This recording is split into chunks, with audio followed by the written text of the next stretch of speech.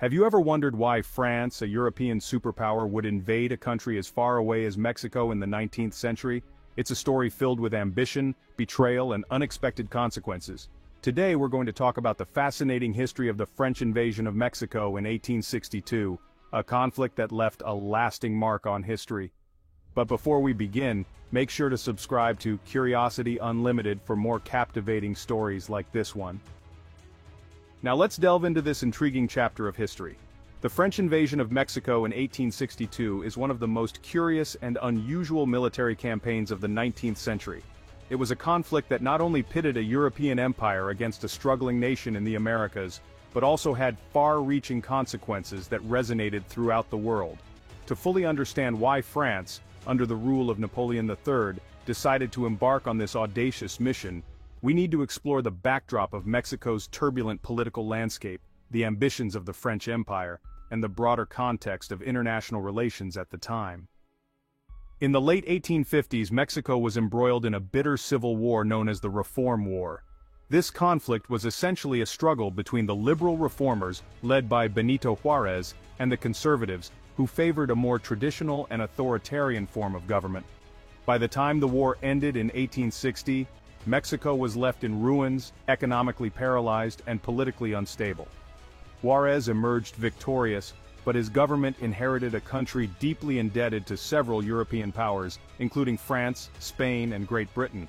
Juárez, in a desperate attempt to stabilize the nation, declared a two-year moratorium on all foreign debt payments in 1861. This decision, although necessary for Mexico's survival, was met with outrage in Europe. The governments of France, Spain, and Great Britain, which had significant financial interests in Mexico, met in London on October 31, 1861, to discuss a joint response. The result was a tripartite agreement to intervene in Mexico and recover the debts owed to them. However, what the British and Spanish didn't realize was that France, under Napoleon III, had much more in mind than just debt collection.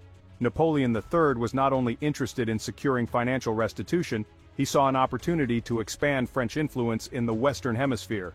With the United States embroiled in its own civil war, Napoleon believed that the time was ripe to establish a new French-led empire in the Americas. He saw Mexico as the perfect candidate, strategically located between the Atlantic and Pacific Oceans, and rich in natural resources. By installing a puppet regime in Mexico, Napoleon aimed to create a counterweight to the growing power of the United States and extend French dominance abroad. Unbeknownst to Spain and Great Britain, France's true intentions went far beyond debt recovery. Napoleon III had set his sights on establishing a Mexican monarchy, which would serve as a satellite state under French control.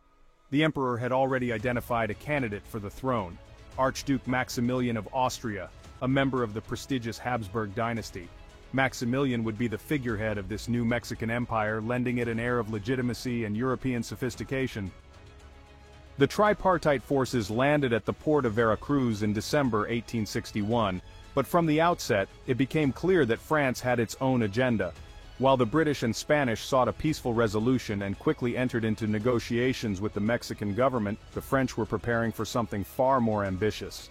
By early 1862, France had begun advocating for the establishment of a monarchy in Mexico, a proposal that was met with immediate resistance from its allies. Despite the initial setbacks, the French forces pressed on. In April 1862, French troops under the command of General Charles de Lorenzes launched an attack on the Mexican city of Puebla, a key stronghold of Benito Juárez's government.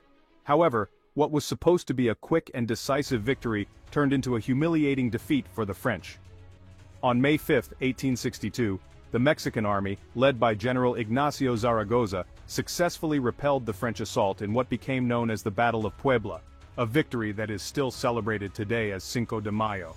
The defeat at Puebla was a major setback for the French, but Napoleon III was not one to give up easily.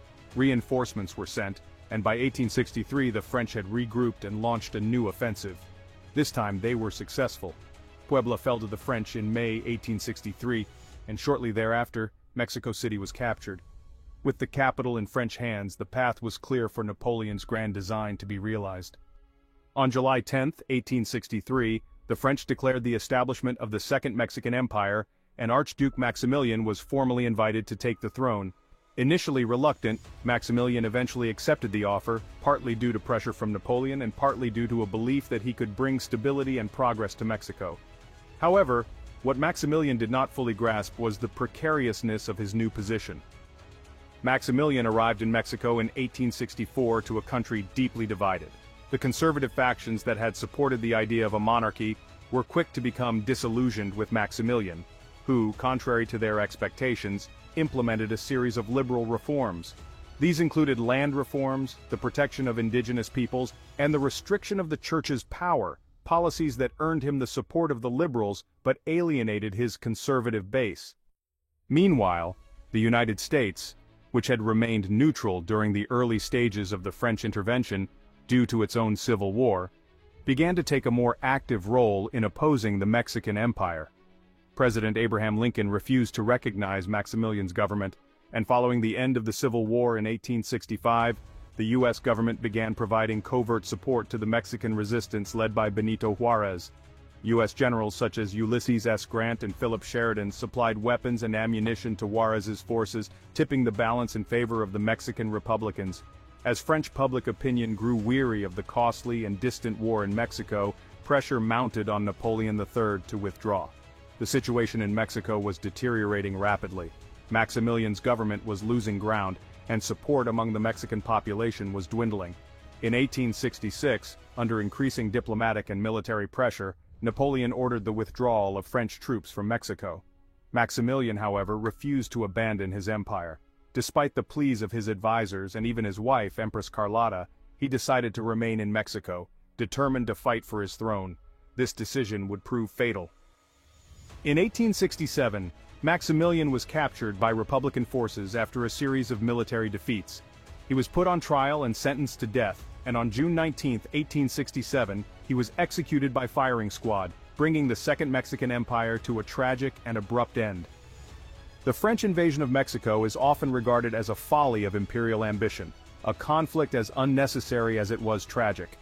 For France, it was a costly misadventure that drained its resources and tarnished its reputation. For Mexico, it was a period of turmoil and foreign domination, but also a time that ultimately strengthened its people's resolve to resist foreign influence and assert their national sovereignty.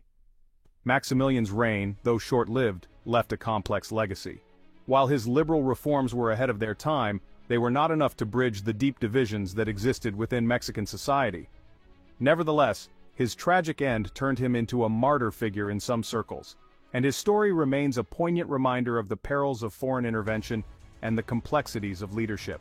And so, as we reflect on this unusual chapter in history, it serves as a testament to the enduring spirit of a nation that, despite its struggles, refused to be subjugated by foreign powers. If you enjoyed this dive into history, don't forget to subscribe to Curiosity Unlimited for more intriguing stories from the past, and as always, let us know in the comments what historical event you'd like us to explore in our next videos.